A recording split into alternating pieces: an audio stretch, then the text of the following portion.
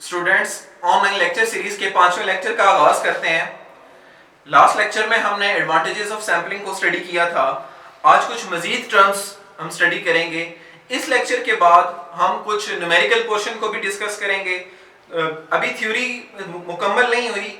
इस चैप्टर की theory routine से काफी लेंथी है। बाकी चैप्टर्स की इतनी ज्यादा थ्योरी नहीं है, लेकिन इसमें काफी ज्यादा थ्योरेटिकल पोर्शन है, तो इसको डिस्कस करने के लिए आज हम ये 5वें लेक्चर का हमने आगाज किया है। तो आज की पहली टर्म जो हम स्टडी कर रहे हैं वो है सैम्पलिंग फ्रेम। मैं रिपीट करता हूं, आज की टर्म है सैम्पलिंग फ्रेम। सैम्पलिंग फ्रेम का मतलब यह है कि a complete list of the elements of population, यानी कि पॉपुलेशन में जितने भी एलिमेंट्स हैं, जितने भी मेंबर्स हैं, उनकी अगर एक लिस्ट बना ली जाए, उनकी एक लिस्ट की फॉर्म में उसको नोट डाउन कर लिया जाए, तो उस पॉपुलेशन की कंप्लीट लिस्ट को हम सैम्पलिंग फ्रेम कहते हैं।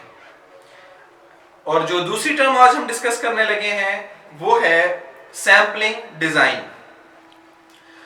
स्टूडेंट्स, जब भी लफ्ज डिजाइन किसी भी साइंसेस को स्टडी करने में इस्तेमाल होता है, तो आप समझ जाएं कि ये लफ्ज डिजाइन असल में किसी प्लान को रेफर कर रहा होता है।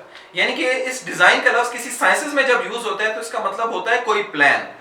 अब सैम्पलिंग डिजाइन का मतलब क्या है कि सैंपल को सिलेक्ट करने के लिए हमें कुछ पहले फैसले करने पड़ते हैं, कुछ प्लानिंग करनी पड़ती है।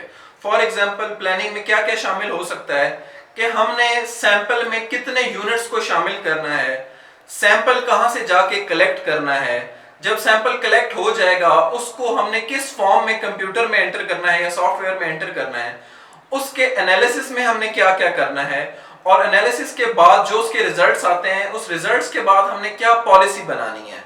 ये मैंने चंद स्टेप्स आपके सामने रखे हैं। तो all the steps which are taken before selecting the samples, यानी कि सैंपल सिलेक्ट करने से पहले जो जो प्लानिंग की जाती है, जो स्टेप्स उठाए जाते हैं, जो सारा प्लान बनाया जाता है, इस प्लान को हम सैंपलिंग डिजाइन कहते हैं। इसकी डेफिनेशन आपसे ग्रुप में शेयर कर दी जाएगी।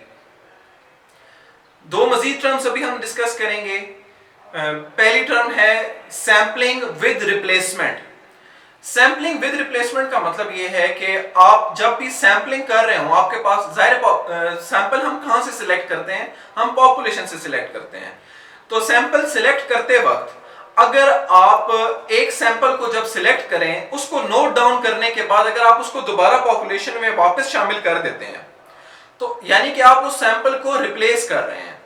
अगर आप सैंपल देखने के बाद उसको वापस पॉपुलेशन में रख देते हैं, उसको रिप्लेस कर देते हैं, तो ऐसी पॉपुलेशन को सैंपलिंग विद रिप्लेसमेंट कहा जाता है, जिसको आप डिफाइन यूं कर सकते हैं कि a sampling in which the units are replaced back to the population after noting that, यानी कि उसको नोट करने के बाद, सैंपल को नोट करने के बाद हम उसको वापस पॉपुलेशन में रख देते हैं। फॉर इसकी मैं एग्जांपल देता हूं कि सपोज करें आपके पास एक बॉक्स है जिसमें कुछ बॉल्स हैं, मतलब 6 ग्रीन हैं और 4 रेड बॉल्स हैं।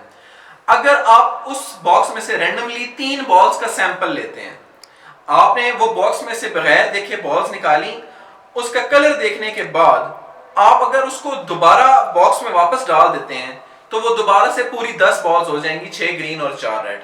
तो अगर पॉपुलेशन में कमी नहीं आ रही, जितनी पॉपुलेशन ओरिजिनल साइज है उतनी ही रहती है, तो ऐसी चीज को, ऐसी सैंपलिंग को आप सैंपलिंग विद रिप्लेसमेंट कहते हैं, जिसमें सैंपल को देखने के बाद आप उसको वापस जो है रिप्लेस कर देते हैं पॉपुलेशन में। इसके बरक्स अगर आप सैंपल नोट करने के बाद, सैंपल ड्रॉ करने के बाद आप उसको वापस पॉपुलेशन में नहीं रखते, तो इसको सैंपलिंग विदाउट रिप्लेसमेंट कहते हैं, जो कि अभी ये हमारी चौथी टर्म है। इसकी मिसाल भी आप जो प्रीवियस एग्जांपल है उससे ले सकते हैं कि अगर आपने बॉक्स में से बॉल्स ड्रॉ की और उनको देखने के बाद अगर आप उनको वापस बॉक्स में नहीं रखते, तो 3 बॉल्स का अगर आप सैंपल लेते हैं, ओरिजिनली बॉक्स में 10 बॉल्स थी, तो वो क्या होंगी कि बॉल्स पीछे 7 रह जाएंगी, पॉपुलेशन कम होना शुरू हो जाएगी। तो जब पॉपुलेशन कम होना शुरू हो जाती है, तो ये निशानी होती है कि हम सैंपलिंग विदाउट रिप्लेसमेंट से डील कर रहे हैं। इसी सैंपलिंग की कुछ न्यूमेरिकल एग्जांपल्स हम नेक्स्ट लेक्चर में स्टडी करेंगे।